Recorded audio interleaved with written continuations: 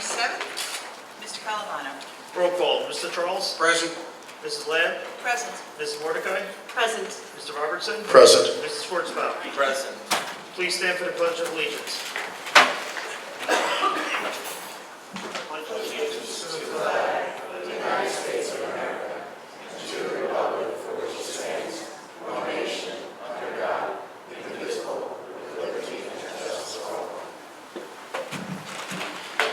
Notice of meeting, please take notice. The adequate notice of this meeting has been provided for in the following manner. That a written notice was sent from the Office of the Secretary of the Board at 4 p.m. on January 5th, 2016. That said notice was sent by regular mail to the West Orange Township Clerk and the editors of the West Orange Chronicle and the Star Ledger. That said notice was posted in the lobby of the Administration Building of the Board of Education. Thank you, Mr. Calavano. May I have a motion for consideration of the closed and public meeting minutes of June 13th, 2016? I'll make a motion. I'll second. Thank you. All in favor? Aye. And Mr. Schwartzbaum will be abstaining? Okay. Time for the superintendent's report. Mr. Rutsky. Okay, very brief report tonight. First, I want to congratulate the 512 graduating students. It was a really wonderful ceremony, and kids were certainly celebrated. Also want to congratulate all the 8th graders, the 6th graders, and 5th graders for the moving up ceremonies, and obviously our kindergartners. They have something special for them, but really nice. A lot of thanks to all those that made those ceremonies very special for the kids. Just a couple of updates. The strategic plan, we will be having a presentation at the next meeting, the July 11th meeting, from Charlene Peterson, our New Jersey School Board Association rep, and myself. Obviously, that will be where the board has the opportunity to provide input to the strategic plan, so we can take that and make it a final document and begin to implement that over next school year. We also, on August 1st, will be having our board and district goal setting here in the public setting, so that will be on August 1st. I'm just going to give you the HIB report.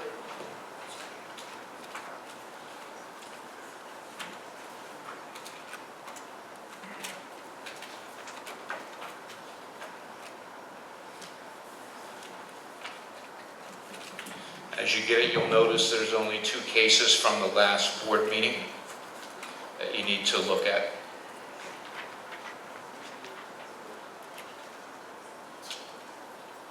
Thank you, Mr. Rutsky. Any questions on the report? Thank you.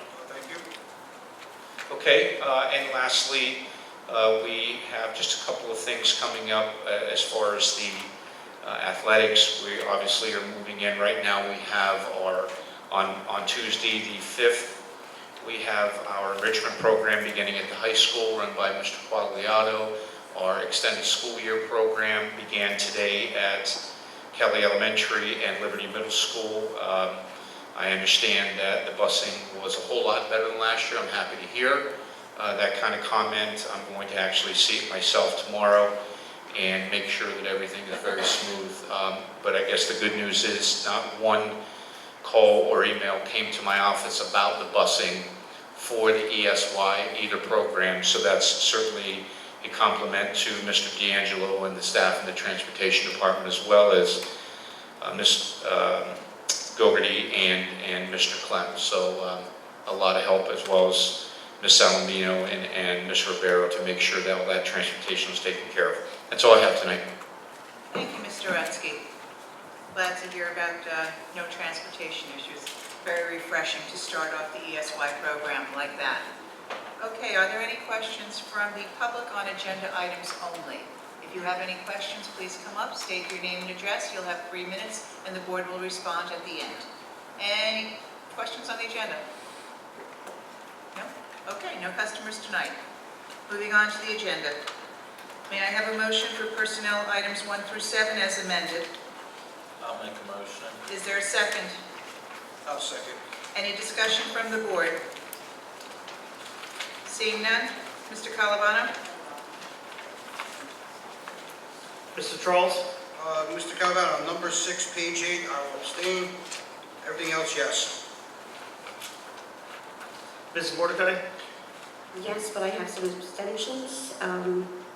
Deidre Atherton, Dawn Edwards Reynolds, Dagmar Hobson, Yvette Warren Hayes, and Gloria Watkins. As I affiliated with them somehow, I sit on a board with Yvette Warren Hayes, and the others have contributed to my campaign in the past. Mrs. Schwartzbaum? Yes. Vice President Robertson? Yes. President Lab? Yes. May I have a motion for curriculum and instruction items 1 through 5? I'll move that. Is there a second? I'll second. Any discussion from the board on curriculum 1 through 5? Yeah, I just want to say, saw some interesting and very positive additions when reviewing the middle school ELA curricula, including the introduction of Greek and Latin roots to help decode words, and there were just a number of areas that were, I was really happy, very happy to see. Great, thank you. Any other comments from the board? See- I just wanted to extend my thanks to the curriculum committee and to the administration for all their hard work on a lot of curriculum writing. Tremendous Two amount. big boxes Yeah. worth. It was a Thank you. package. Yeah, it was, Yes. thank you. Mr. Schwartzbaum, got anything? No. We're good. Okay, Mr. Calavano. Mr. Charles? Yes. Mrs. Mordecai? Yes. Mrs. Schwartzbaum? Yes. Vice President Robertson? Yes. President Lab? Yes. Motion for finance, special services 1 through 5, and business office 1 through 14. I'll make a motion. Is there a second? I'll second. I'd like to thank the Lions Club for their generous donation of $500 towards project graduation. We do very much appreciate their generous contribution to that wonderful program. Mr. Calavano, can you please discuss number 13? 13 is a grant from the New Jersey Insurance Schools Group, and we're basically applying for additional cameras for 2 of our schools. Terrific. Thank you very much. Any comments from the board on any of the finance items? No further. Seeing none, Mr. Calavano? Mr. Charles? Yes. Mrs. Mordecai? Yes. Mr. Schwartzbaum? Yes. Vice President Robertson? I'm abstaining from PO 56-5108, and yes to everything else. President Lab? I too will abstain from my reimbursement, and yes on everything else. Okay, may I have a motion for items, reports 1 through 3? I'll make that motion. I'll second. Any discussion from the board? Seeing none, Mr. Calavano? Mr. Charles? Yes. Mrs. Mordecai? Yes. Mrs. Schwartzbaum? Yes. Vice President Robertson? Yes. President Lab? Yes. Okay, reports from the board president and/or board members. Ms. Mordecai, got anything tonight? I just want to add my congratulations as well to all our students for their moving up ceremonies, and also to all our high school students going on to lots of great colleges. I'm so proud to see so many of our students who are in the top 5% and hear all the names of the Ivy Leagues that they're attending. And a lot of students going to Rutgers, my alma mater, so go Red. Thank you. Mr. Charles? Just a quick thank you to the staff for putting the graduation ceremony together. You did a great job with that. And congratulations to the students moving on up and graduating. That's all I have. Thank you. Mr. Schwartzbaum? I too would like to congratulate all the graduates as well as everyone moving up. Just one observation from the graduation was that I think we should try to get our guidance department to push some of the honor students to see whether they can get into some of the Ivy Leagues. I know that many of the Ivies today have endowments that families that cannot afford, that they will give academic scholarships as well as financial scholarships. I should note, to that point, actually a number of the top 5% that got into Rutgers, actually Rutgers Honors College, did get accepted to Ivy's top 10, top 20 colleges. And many of them Several of them I spoke with personally and actually got money. Some got financial aid and scholarship money, $10,000 to $15,000 in some cases, but it still was not enough for them to be able to afford it. But it is true that the Ivies tend to have stronger endowments and sliding scales, but in some cases the kids the parents, kids still cannot afford it. So we ended up, I think, with about 9 at Rutgers Honors College from the top 5%, but all of them got into some pretty amazing schools. And actually there's a list of about, I forget how many, it's like 75 or schools that, there's a report from the guidance department that we can review that shows all the really great schools that our folks got into. I just want to thank the teachers for helping our graduates get there, as well as our graduates for their accomplishment. And I don't think there was a dry eye in the house when I was happy to see Jimmy Chernan's heroic moment. That was beautiful, and that moved, that courage, really moved everyone there. Separate from the graduation comments, there's one thing I wanted to see if we could look into moving towards next year, Mr. Rutsky, with the Summer Enrichment Program. The Summer Enrichment Program is an amazing program. It's always been amazing for arts and music. They've actually done a lot to enhance the program further by adding even coding classes, a lot of science classes and math classes, etc. However, the program, even the quote full day portion, is really only half day. And when they have extended care, it only goes up to 4 p.m. So that means that the average parent would still have to take off 1 to 2 hours from work for a month to be able to pick their child up. So if we could just look into extending that to when normal extended care would be, so that we're not, so we can open up the opportunity to more parents. I know that in our household that was actually a major factor in our not sending our daughter. And I know I wasn't alone.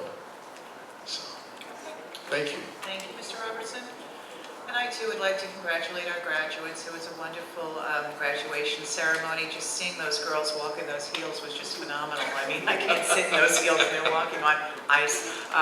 But anyway, I'm sure the kids had a great time at Project Graduation that night, and I very much want to thank all of our PTAs and parents who support Project Graduation. We, at this point, almost kind of take it for granted, but those of us who remember when Project Graduation did not exist, it was a scary time, graduation night, and kids would go out and they'd party and there'd be bad accidents. So I want to thank everybody for donating, for remembering, to support this very, very worthy event for our students. With that being said, may I have a motion for our next board meeting to be held at 8 p.m. on July 11th? So moved.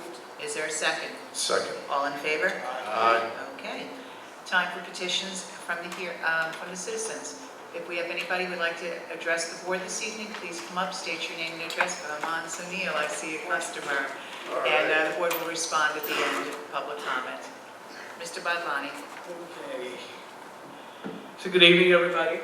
My name is Sunil Badlani. I reside at 22 Florence Place. I have a son who's about going to 7th grade next coming year. Now, the issue I want to raise is related to the HAP students and what I view as the fastest bargain the students have to make to take part in the HAP program. Sounds crazy, but they might have their souls intact, but they have to give up a solid education in language. And I view language as the soul of the curriculum that underpins everything. So this is not a choice that they should have to make. They should be given both a solid grounding in language as well as exposure to lateral thinking that's made available in the HAP program. Now, I understand my past conversations with some administration officials that the HAP students perform worse than the other students in language. Once they've gone through 2 years of not having a focused language curriculum, their scores are below. Now let's think about how these kids even got into the HAP program. They excelled in verbal skills. There are lots of kids who didn't excel in verbal, were great in quantitative, couldn't get it. Now you're taking these kids who really excelled in verbal and they're letting their skills atrophy, and they're doing them a great disservice by thinking that somehow they're good, they'll somehow get it. Without a proper structured curriculum that they're required to follow, some will get it, some won't, it'll be all haphazard.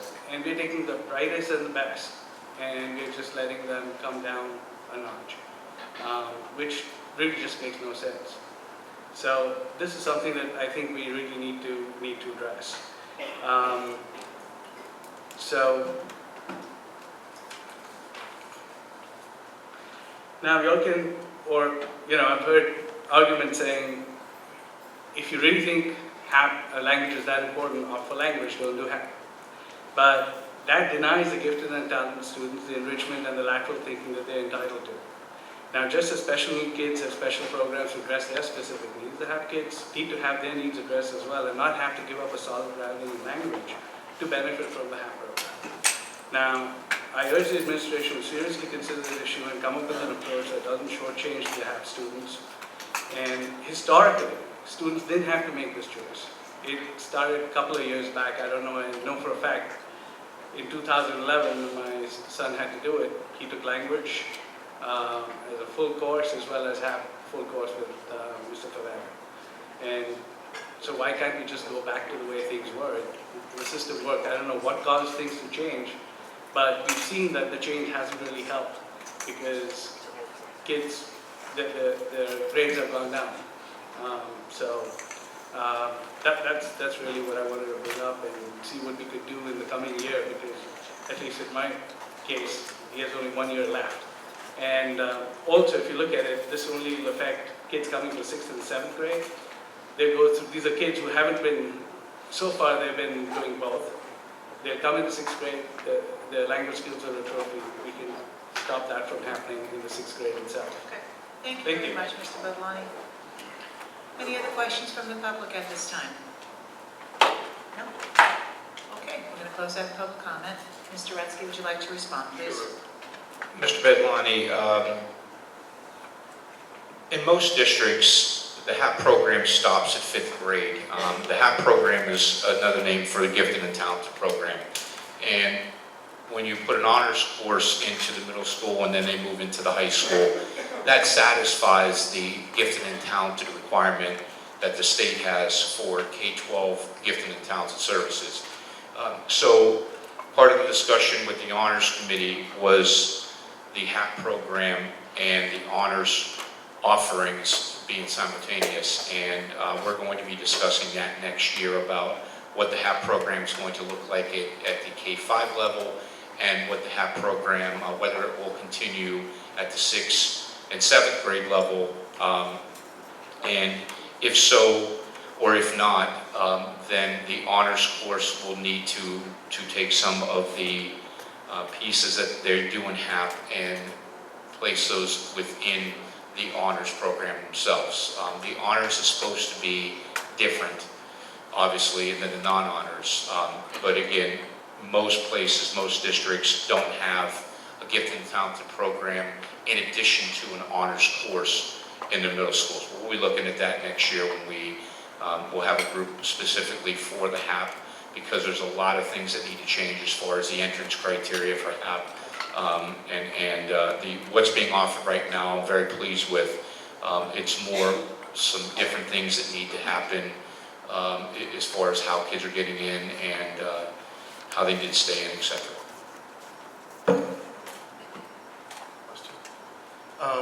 Mr. Rutsky, can I ask a question? Actually, maybe a comment on that question. It sounds as if in New Jersey schools that most of the time the G&T program or Gifted Talent program is in 5th grade. I am aware that there's some other high-performing school districts like Howard County Public Schools, which are among the tops in the nation, where they actually continue it into middle school and even high school. But what happens is that you're not sacrificing improving fundamental skills and writing or reading or verbal skills for a conceptual HAP curriculum. Either they're all combined and fused into one robust program, or you may have a student, and I actually have a cousin who's doing this right now, who can be in an honors and a HAP. It depends, I know there's not so many hours in the day, but they should be able to, while in HAP, the bottom line is get access to a curriculum that continues to reinforce the reading and the writing skills, et cetera. I don't know if honors, substituting honors for HAP would necessarily be the solution, but I think, could we look at some other models in addition to the stopping at 5th grade? Yeah, the issue is if the honors course is set up, the curriculum is set up properly, everything that's being done in HAP will be done in the honors course. So there's no reason to have both things offered. And again, of course, there's the exception across the country, but we look at the feasibility of the finances, we look at the feasibility of master schedule, and we look at a lot of different things that go into it. So when you take the great stuff that goes on in HAP and you combine that with the honors, you really have a program that we're looking for to help the majority of the kids who are in that program. Any other comments from the board? Seeing none, may I have a motion to adjourn? I'll make a motion. Okay, all in favor? Good night. Thank you.